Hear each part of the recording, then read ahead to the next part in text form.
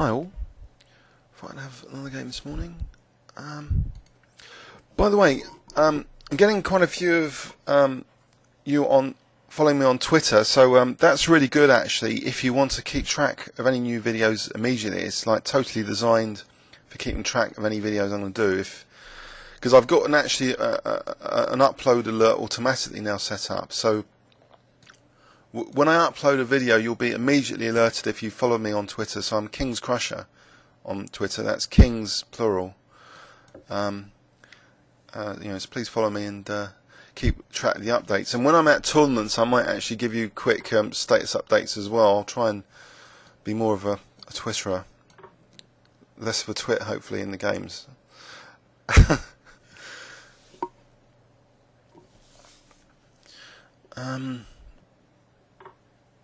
Okay, I wonder if I can just take on c6 and queen d4. Would that be really annoying?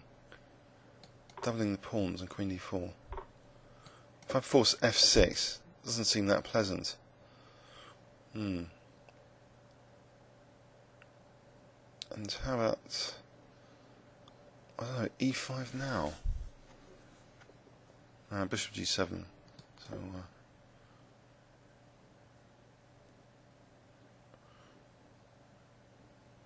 Okay, so I'm potentially giving the opponent lots of counterplay on the b file. Do I want to play something like b3 and bishop b2? That would neutralise the b file. I think so, especially after that move. Because then maybe this diagonal is going to be useful later. If I can neutralise the b file counterplay.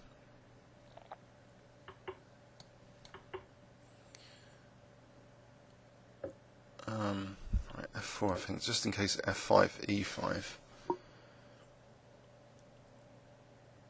And also, do I want to play h4? Go for a sort of nice attacking position.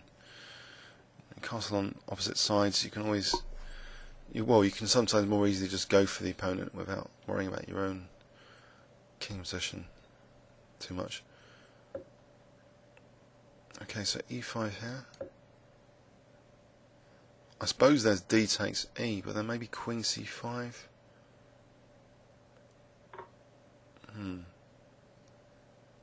Right, queen c5, so attacking the queen. Then could I play rook ae1? I suppose e4, then knight a4 takes, knight takes, knight c4 to e5 again. So would the dark squares be weakened? I would hope so, with this temporary pawn sack. Around the king, there should be a bit of a vacuum there, I hope, with this.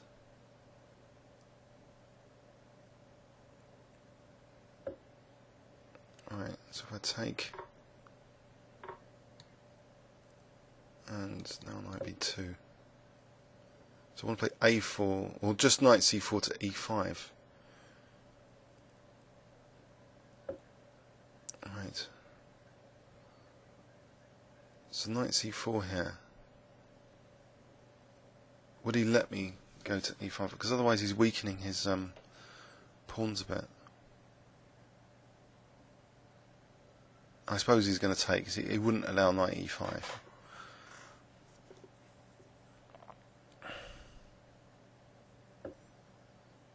He would allow knight e5. Okay. Knight e5. Kind of blocks that pawn as well, so if he's going to move this pawn forward, well, I can take it with the queen now. Do I want to play c4 and try and take on c6? Lose a bit of time taking on c6. Is that better than a4? Oh. Aha. I can take on a7. Take on c7. Yeah. I know it's greedy. I'm not usually greedy. I'm the one giving up pawns left, right and centre. But yeah, it's like access to the c7 now. I'm threatening still c4. If he's really going to sack the exchange, I don't take immediately. I can take c7 first, then take on e5.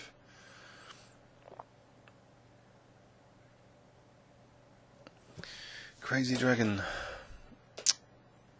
Actually, rook d8, I can take on c7 and take on d8 to get 2 rooks for the queen, and I think that might be okay with that big knight over there. So I'm still on e3 anyway.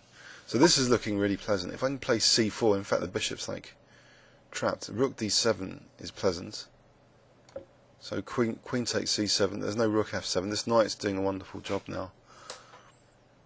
If king h6, maybe queen f2 attacking the bishop and threatening queen h4 mate. But then bishop h5, then queen h4, queen f6, then rook h7. What am I talking about, rook h7? Sorry. Queen f2, bishop h5, queen h4, queen f6. I don't know. Isn't it easier just to play rook, queen takes c7, just attacking h7 here? Then rook h8. Oh. In fact, over here, maybe it's got an advantage. Oh, I think I'll try over here. Okay, so queen h4, queen f6. Is there anything there? Queen g3, queen f6. What about h4, just threatening queen g5? I'll try this. Just h4.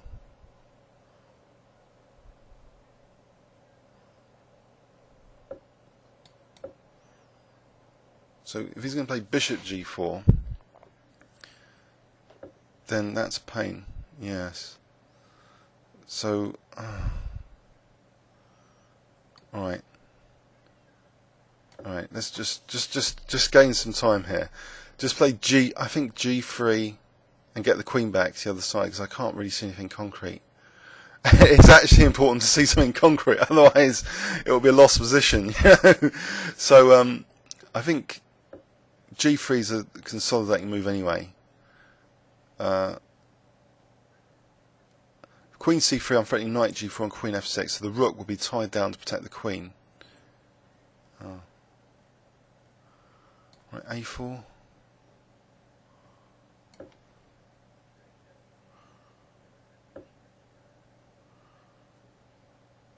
Okay, queen c3, I'm threatening, might be threatening knight g4 and queen g7. In fact, I think that's mating. Knight g4 takes, queen g7, king h5, queen h7, because the pawn's blocking in the king.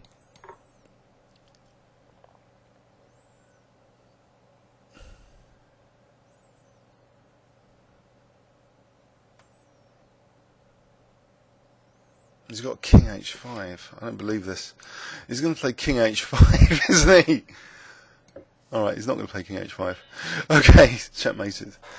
Yeah. Yeah. So yeah, just a nice morning game.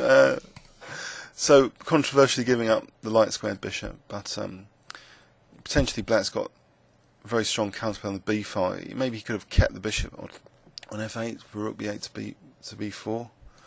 So by doing that, he let me have a comfortable, because that pawn's no longer sort of being used as a battering ram either. So this pawn sack, yeah, I know it's unfortunate, but if I'm getting rid of this dark square bishop, his king's going to be like more exposed with all these pawns having moved forward anyway.